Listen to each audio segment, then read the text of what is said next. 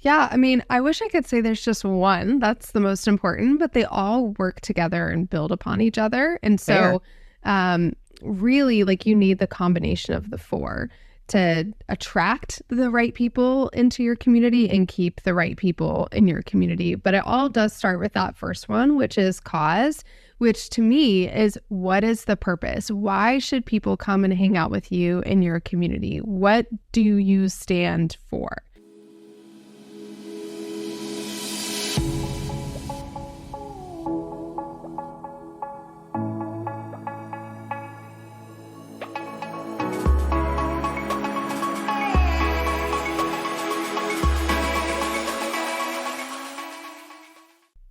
Welcome back to the Bombshell Business Podcast. I'm your host, Amber Erickson Hurdle, and I am so delighted that you've chosen to spend your precious time with me and my guests today.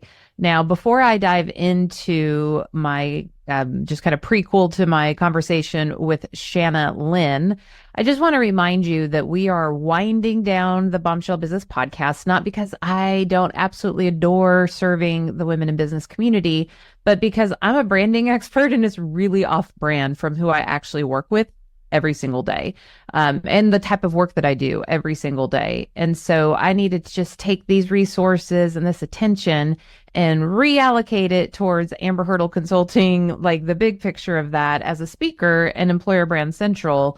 And I hope that you will join me on that journey. We're still going to be talking about leadership. We're still going to be talking about personal branding, employer branding, business branding. We're going to be still talking about all the things that we're talking about now. Is just not going to have lipstick and high heels on it. Okay. So I would strongly encourage you to go to amberhurdle.com/newsletter and subscribe to my newsletter. And here's why. You're going to get the new content in that. So then you could go subscribe to whatever that is if you want to. Otherwise, I'll just ping you once a week like I do now.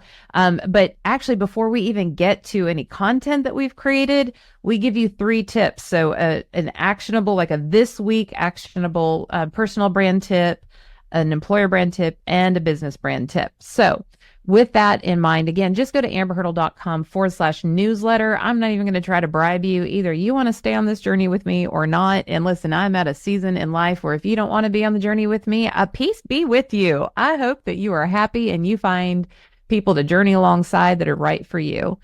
For everybody else, I'll catch you on the new type of content here soon. Also, I want to add before we get into this conversation, because your wheels are going to start turning, I promise. If you need help creating your culture, cleaning up your culture, updating your culture, like your mission, your vision, your values, your service standards, those type of things, then guess what? I have a company called Employer Brand Central, and we can help you develop or uplevel your culture. We can ensure that you embed it in your everyday operations and empower your team with the best people processes that you, particularly your actual business, not, let's fit everybody into a box, but the people processes your business needs to be operationally efficient and to move towards your business strategy. Because we know that the people part is kind of like, what propels you towards everything, that they're the people that get the things done. And if there's disconnects there, you're in trouble. So you could go to employerbrandcentral.com, or you can call us at 1-844-333-7111. I just want to make sure that you know that that is completely what we do every day, all day, as we go into this conversation. I want you to know that we're not going to get more salesy in anything. It's just, I care about you, and I would be a turd, quite frankly, if I'm like, hey, learn this, and then I don't tell you. Also, I do it for a living every single day with an amazing team behind me, and it's affordable because we actually try to target small to lower middle market businesses. So anyways, so there we go. Let me tell you about Shana Lynn. She is the trusted advisor for top-tier subscription companies looking to amp up their customer retention. She leverages her unique blend of time-tested community-building principles with modern data-backed tactics. Her systems-based approach simplifies retention while making room for those personalized standout moments that customers love. Shana's company, Community Cultivated, equips and empowers community and retention leaders for online businesses. With over 10 years of notable experience, Shana is a sought after speaker, consultant, and guest expert. And I can personally attest, and I talk about this in the episode, I've actually experienced her work because I was a part of a community that she was responsible for at the time. So I tell you with great enthusiasm that you are going to love this episode that is based on really getting your customer experience right. So let's dive in. Welcome to the Bombshell Business Podcast, Shana. Thanks for having me. So we have a lot to dive into today. You're a community and retention specialist, and that can mean so many things to so many different businesses. So can you just take us, I always like to know the journey. Can you take us to how in the world you even got specialized into this? Why are you so concerned about this particular piece of business that you're like, I'm going to make a whole business around it? I love sharing this because there's so many community experts out there right now. And I feel like they just started an Instagram, a week ago or something. And they like people. So they're a community expert. But I actually first spoke about community back in 2008. I was talking about how to build community and leverage it for your marketing in virtual reality worlds like Second Life. Of course, that was way before its time. Now we have, all different types of virtual reality and AI. But started there and then went and worked with an academic medical center here in Nashville and took all of their marketing online. We launched the first social media policy for academic medicine. We took all of their, for example, their Life Flight, their cancer center, their children's hospital, built online communities for those. And then in 2012, I left because I wanted more flexibility. I didn't have kids yet. I was like, this is the time. If I'm going to figure this out, I'm going to do it now. And became a full-time entrepreneur. At the time, I was running a marketing consulting company where I helped brick and mortar and corporate brands take what they were doing in their traditional marketing and move that online so they could connect with their customers with a consistent brand online. And then ultimately, that ended up niching down over time where I got into the course and membership world and got scooped up by Stu McLaren, who was a membership expert. And he was like, hey, can you come and, be the director of community for us and help us figure out how to better leverage our course and membership. And so I did that with him for 3 years and was also teaching in-person workshop to train community teams for people like Jasmine Starr, Dan Miller, Jeff Walker, Amy Porterfield. And then COVID shut those down. So then we turned that into our online course, which is Cultivate Community Training Course, and eventually launched a retention program. But one of the things that made me really niche down into that is, for me, I just saw an industry where people were overselling and under-delivering chronically, and people were not getting results. And I was like, I want to be the program where I deal with everything after the sale. How do we really create an incredible experience that keeps our customers coming back for more? Yeah, so many things in that. But first of all, I just have to let you know, Bombshell. So I was in Stu McLaren's world when she was over all the community there. And I have to say, from my own personal experience, fire, the best, modeled it so well, and just all the little touches that happened, and just, it was I like to work with people who lead by example. I don't want to be taught something, just like you said, everybody becomes an expert. Same with being, I'm going to not get on my soapbox, but when I see speaker in people's bios, I'm like, all right, Are you a member of the National Speakers Association? Have you taken speaking classes? Have you worked with a speaking coach? Do you know the business side of it? Or do you just wrote a book and then you hope that you can speak and maybe somebody will pay you? Or do you actually pay your mortgage speaking? I can only imagine how you got into this whole world where everybody's an expert at anything because they saw a YouTube video one time. So that is my backing of her experience. But the other piece that you were talking about was the customer journey. And if there's a phrase that has been spoken in my business and Employer Brand Central side of things for a year now, it's just always refining the customer journey. So why does that matter so much? Yeah, so I think about it on the back end side, because so many people talk about customer journey and they're really just talking about their marketing funnel. Yeah. And I'm like, that's part of it. So we call it a member journey because we deal with a lot of people in the subscription space, but it's everything after the sale, all of those touch points that happen all the way through having a great cancellation experience and then inviting people to come back. So we focus on that. And the reason that it matters is because it's way cheaper to keep a customer than it is to get a new customer, whether it's recurring revenue or just repeat customers. But what that does is it increases your customer lifetime value. Now, I'm a total data nerd, so I'm going to get into I love it. numbers and stuff. But if you think about how much it costs you to acquire a new customer, so your cost per acquisition, let's say your cost per acquisition is like $100 or whatever to get a new customer. Well, you have to know the lifetime value of each customer to answer the question, is it worth it for me to pay $100 for a customer? Right? If I make $150 for every customer, then I've got $50 to work with there, which isn't a whole lot, honestly, when we add in operations and paying yourself and all those things. Yeah. So if we can keep our customers either through recurring revenue or making them repeat customers, then that customer lifetime value number goes up, which means we could spend more to acquire a customer if we want, but ultimately we have more profit margin in our business, which is what we really need to survive. Yeah, exactly. Yeah, I love that.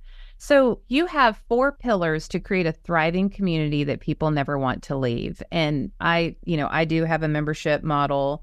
A lot of people have that now. And I, again, agree with you. I came up in the fitness world. So guess what that is? Monthly recurring revenue. It's a membership. It was a membership before memberships were cool, right? And so it's interesting how gyms have kind of gotten away from annual contracts and that sort of thing. And then like this whole online world is like, nope, that actually works. You should have stuck with it.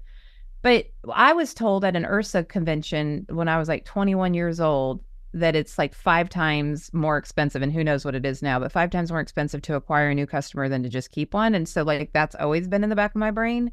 When you go down these 4 pillars, what's the most important one, whether you have a membership or you're just trying to retain your customer base of, a hairdresser or a car detailer or a landscaper? How do you keep your people? Yeah, I mean, I wish I could say there's just one that's the most important, but they all work together and build upon each other. And so really, like, you need the combination of the 4 to attract the right people into your community and keep the right people in your community. But it all does start with that first one, which is cause, which to me is, what is the purpose? Why should people come and hang out with you in your community? What do you stand for? How are you going to make their life better? And, I've talked to boutique owners that are like, well, I don't really help people become, millionaires, and I don't really help people lose weight, so I don't really have a cause. I'm like, yes, you do.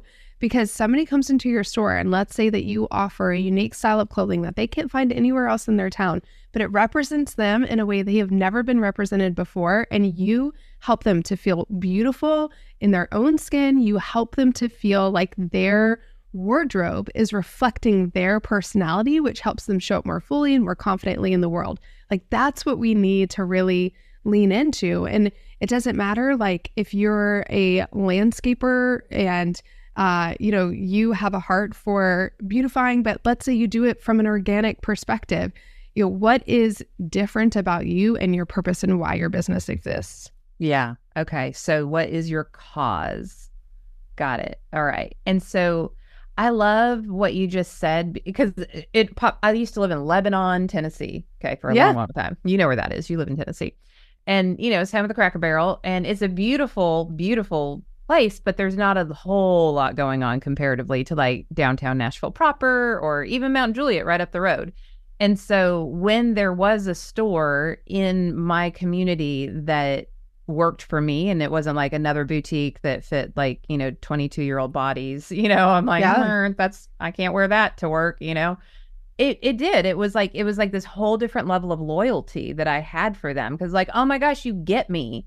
So how much of that cause is really about, like, instead of making people go into your world, that you create an environment where it feels like you're sharing a world? Is that kind of part of cause? Yeah, exactly. And that kind of leans into the culture piece, which is the second pillar. And so culture is all about the beliefs, behaviors, and boundaries that we have within our community, within our world, right? So everybody has boundaries, but what we don't think about is what is the root of those? Well, the root of that is always some core belief that we have.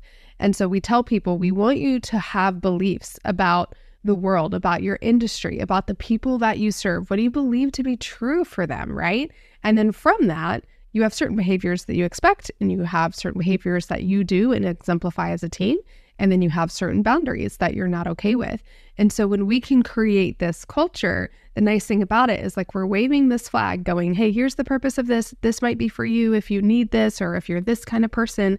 And then they enter into the world and they feel this sense of belonging because they align with those beliefs, behaviors, and boundaries, right? And then the cool part about that is that now we have made ourselves even more distinct beyond just our purpose, but culture really emanates into everything that you do, right? How you answer the phone, how you send an email, how you send your invoices. What do you do as a real estate agent when somebody closes on a house? That's part of your culture, and that's part of what makes you really distinct, and it makes you really remarkable, really memorable, and helps people feel like they have a deeper connection with you than just, the standard person that they work with on a daily basis. Absolutely. I've got to give a shout out to our director of coaching at Employer Brand Central, Pam Samaniego. She's just award-winning executive. She's just an amazing human being. But she has this really special gift of, she's super considerate, and like her gifts that she sends, or like gifts, that's my last love language. So like that doesn't mean a whole lot. Like I love giving them, but that I don't think that way because it's not my highest priority. Like give me a hug, run an errand for me, I'm happy. But this is Pam's world. So one thing that we do with all of our customers is we do like a favorite things survey. And so we want them to give it to all of their employees because obviously we're trying to create their own cultures and everything. And it's an easy way to know how to light somebody's day up. Like for $1, I can make you happy and say thank you with a bag of Skittles. Like, great. I know that your favorite team is this, your favorite song is that, your favorite color is this, whatever that is.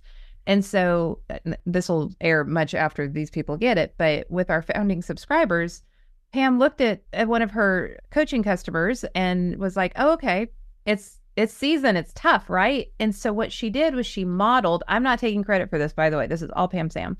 She modeled the favorite things survey intention, and she knew oh, they're in their peak season right now. So she took information from their favorite things surveys and then sent them things to just brighten their day.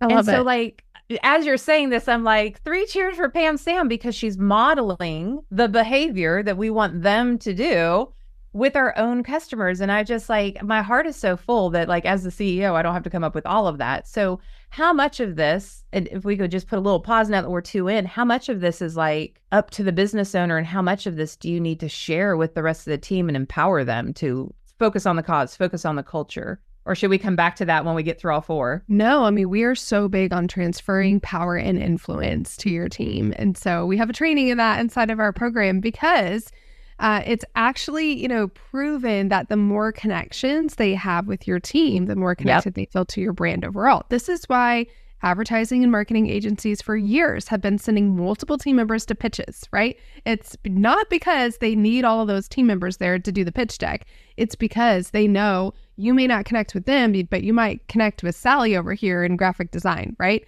They're trying to build those connection points, and the more connection points we can have, the better. And we definitely want our team culture to reflect out the culture that we want to be creating as our brand and as our community. So I think about, I'm going to a Savannah Bananas game tonight, which is the Wild baseball team. I love them. And Emily Cole is the co-founder, had her on my podcast a while ago. She's become a sweet friend. And she, on the podcast, talks about the culture they built within their team to create the show that they put on, and how important that team culture is. It is true for all of us. If we don't have that really clear vision as a business owner that we are constantly casting of this is our purpose, this isn't a mission statement on the wall that nobody reads, right? You might tell them during onboarding and they never hear it again, right? This is a purpose that we clearly align people around. And then we have this really strong culture. So they have this vision of what you're trying to create. The beautiful thing about that is that you can give people more autonomy, because now they can play around within that cultural structure without having to have specific rules and regulations about everything that we do, which allows them to create a much better customer experience. Yeah. That's so important to me is it's like, okay, here are our values. Here's our mission. We've got to stay on task. We have to make sure that we're delivering exactly what it is that they need, what success looks like to them. But as we're doing that and customizing for each customer, then here's how everyone gets treated without question. And here's how we want that, like the sense of belonging, that belonging word is so incredibly important to me. And it's hard to do. Like it takes intention and consistency. No Yeah. matter how big your heart is or how much you want to do it, like there are tactical things that you have to do to reinforce that. So cause, culture, and then what's the third? The third one is communication. And so this is really the purpose of this is to get people to think beyond just the outgoing megaphone of promotional communication that we are sending out to our community on a regular basis. Because if you think about a friendship, that's not how relationships are. If you were only one-way texting somebody and all you did was constantly tell them about your life and what you had going on in your world, that would not build connection. It would not build a relationship. And that person would eventually just block and ignore your texts, right? Which is what happens to so many of us with emails, etc. So we really want people to understand that, yes, there's outgoing communication that you need to make sure aligns with that culture that we were talking about. But you also need incoming. You need a mailbox that you're constantly inviting feedback from your customers so that we can hear from them. We understand them better, which helps us continue to refine our cause and culture. And then also that internal, that engagement. What conversations are happening among our customers? Where are they hanging out? What are they talking about? And how can we listen in and engage in those conversations as well so that we can spark more of that happening? So there's a lot of people in, the online space that have online communities. That's a big part. Like, how do they create engagement and connection among their members? But we even tell people, like, with, let's say you have like a boutique store or something, could you do like a once a month Saturday shopping day that's like moms and mimosas or something? And you're creating an environment where your customers are no longer coming in and just shopping on their own and leaving, but they're actually connecting with each other. They're helping each other pick which purse looks best, etc. So how do we make sure that we're focused on not just outgoing, but also hearing from our customers and then connecting them to each other when possible? Yeah, there's a couple, they're like family to me. Sammy and Lena Arnup own Cheers Wine and Liquors and other businesses as well. But one thing that they do is they host, it used to be quarterly, but they host in their home wine tastings, and they're Syrian. And if I can find a video, I will send it to Jean so maybe she can put it in the YouTube version of this or the video version of this. It's bananas. Like, it's just insane amount of food. It is like the most delicious food on the planet. So like they're putting their heart and soul into this food as part of their culture. They open up their gorgeous home. The wine purveyors are there explaining everything. We're in community, like we bring our friends. And then usually there's an expectation that you leave with a box or two, or that you put an order in for the wines that you liked. And so there's definitely still a transactional aspect to it. But how much more do I want to buy the wine that was just explained to me while I'm eating food that Lena and her sister cooked that has been in their family generations? Like, that's a different purchasing experience. Like, and also you've had 3 glasses of wine total, like you're going to buy a little bit more than if you just go into the liquor store and buy a bottle or 2 bottles. So I just think they model that beautifully. And it is a conversation because you do the Facebook, invite, and then people are getting excited about it and they're asking questions about what we want to do. And it's beautiful. Yeah, that's a great way for you to make connections with other wine lovers. And if you have friends who are wine lovers, you're more likely to drink wine. And if your connection point was them, that's where you're going to buy your wine. That's it. And I would. They weren't even the closest liquor store to me. I mean, obviously they're like family, so whatever, but I would go to the ends of the earth to buy from them. But let's just say I wasn't friends with them. I would still drive to their liquor store or make sure that I do it on my way home when I'm passing it or whatever, versus going somewhere else because like I don't have an emotional connection. I mean, that's what Amber Hurdle side of things, branding, we always talk about the emotional connection that you're making. That's where I sit. Like I don't really care about your logo yet until we understand like how are we emotionally connecting with people. So okay, so communication, that's a tough one. That's another, got to be consistent. Any tips on like that mailbox? What happens if you get a lot of negative feedback? Then that should tell you something.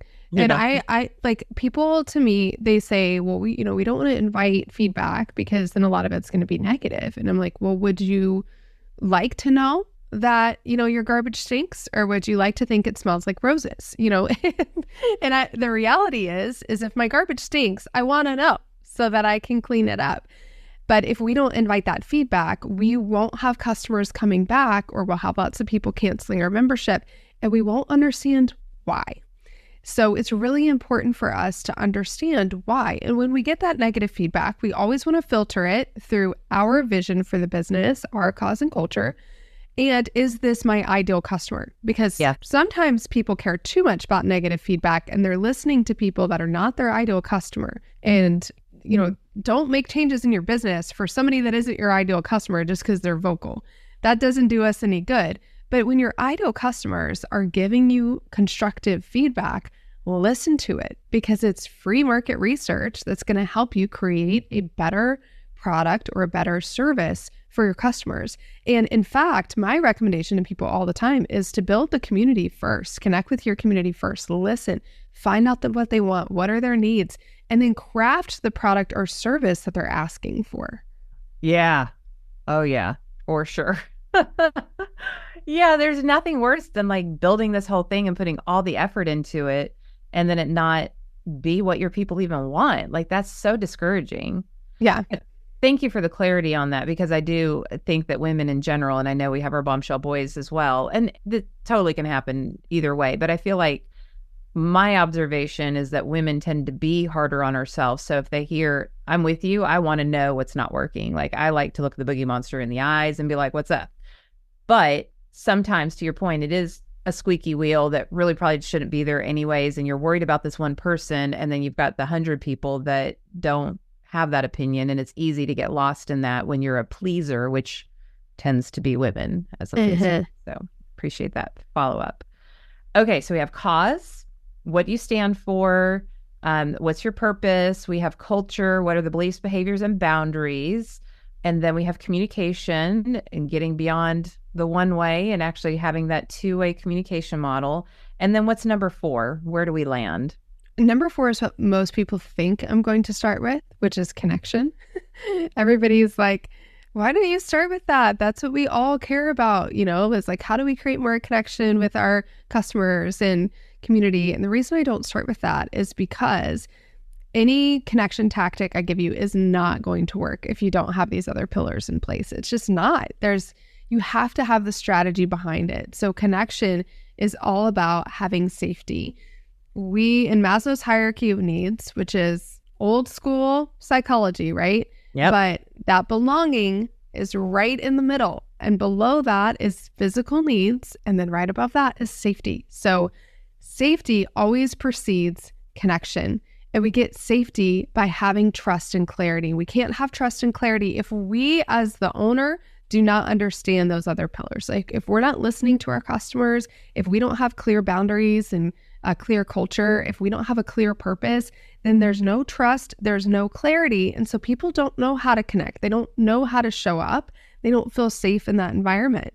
And so once we have these pillars, we need to show up with integrity and authenticity, meaning like we're not always perfect, but we're going to be the first to tell you if we make a mistake. We're going to show up in alignment with these things, with the cause, with the culture.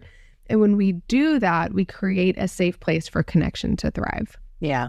We, in my newsletter today, as a matter of fact, I put in, it was kind of about turning negatives into positives. And when I got, I break it up into personal brands, employer brands, and business branding advice. And in the business brand side, it's like, how do you take an upset customer and turn them into a raving fan? It's totally possible. And it's really about putting your own ego down and your own defenses and genuinely listening, like genuinely understanding, like what was the rub, right? Like if you don't understand that as a customer, when I'm angry or I'm upset and I don't feel like I've gotten that fair exchange, like I paid you for this to solve this problem, my problem is still sitting here. Why is my problem not solved? But I don't have the money to now go figure out another way. Like how do you turn that around? I put that, but I want to hear your version of how do we create safety with a frustrated customer? It's exactly what you're saying. It's first off hearing them and reflecting back what you're hearing they're saying. It's being humble enough to admit when we may be a little bit out of place.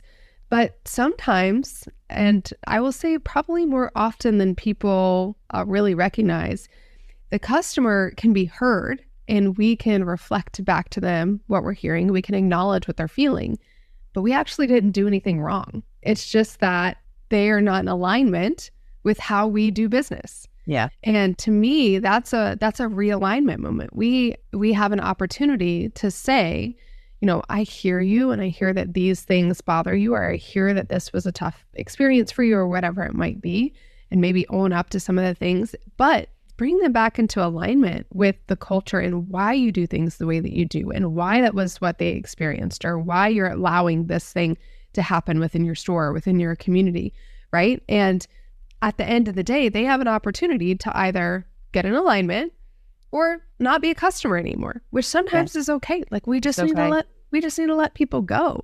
Yeah. But more than anything, the goal is whether they leave and never become a customer again, whether they stay, we want them to feel heard and seen and acknowledged, whether they get what they want or not, right? And so to me, when I work with membership owners and subscription owners, I'm always telling them, your cancellations can be some of your biggest fans if you do it right. When people cancel, if you give them the cold shoulder and you act like they're dead to you, then you just lost the opportunity to have a really great, raving fan that's still referring out the world, although they might not have a need for your program anymore. That's right. Yeah. Oh, I love that. I love the clarity that you bring to each of these situations. It's like, okay, here's what we don't want to do, but then also it's not always on us. Like, and then how do you deal with that? Because, overgivers, it's and scope creep, if you will, for a lack of a better term. And the customer is always right. Like that's what has been taught for so many years. The customer is always right. And when we believe the customer is always right, we make accommodations in our business that are misaligned with our values and our brand. And so the customer is always worthy of being heard, but that doesn't mean that the customer is always right. I love that. And not every customer needs a refund. Can we say that out loud too? Like, sometimes it's like, okay, you screwed up my fish, whatever. Like, can you fix it? Great. That's all I need. I just want to be able to eat my fish. Am I inconvenienced because it's coming out later than everybody else's? It is. Did the world stop spinning? No, it didn't. I just need you to fix it. I don't want it for free. I don't want, life happens, And so I would be interested to hear what type of solves or make it right solutions can you offer instead of giving money back? My favorite make it right solution, other than just truly correcting whatever the error is giving them some type of incentive for the next time that they come back and telling them, we understand this wasn't the most ideal experience. This is not what this is not our brand. This is not the kind of culture that we want. This is not the kind of experience we want for our customers. What we want for our customers is X, Y, Z. And I would love for you to come back so that you can get that experience. And to make sure that you do, I want to give you 50% off your next meal, or I want to give you, free cheese dip and margarita next time you come, or whatever it is. Or next time you come, bring a friend and we'll do, half off, buy one, get one or something. Who knows what that deal is? But for me, it's more about making it right, acknowledging where you misstepped, casting the vision for the experience you wanted them to get that they didn't get, and then inviting them to come back to get that experience, giving them some sort of incentive to do so. I love that. So good. So good.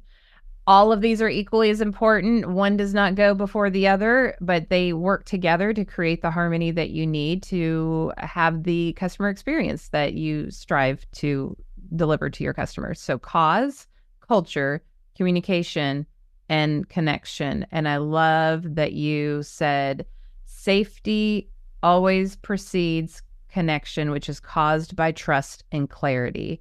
Trust and clarity. Oh, that's hard to achieve these days in today's world. It really, really is. And I think just that alone would make you stand out of like, I can trust you. I can trust you that what I'm paying you to do is going to benefit me in return. It's a weird world that we live in. That's in question a lot, a lot right now. Like people aren't delivering, you're paying money and it's just not happening. And I think post-COVID world is a little wonky in so many ways. So and a perfect example of this real quick is we're in the middle of a home renovation and we were getting lots of like contractor recommendations, etc. And one of my friends came to me and she was like, you need to work with our guy Ryan. I'm like, well, why should I work with Ryan out of all the other contractors in the Nashville area? And she's like, because he never leaves a job undone. He makes it right.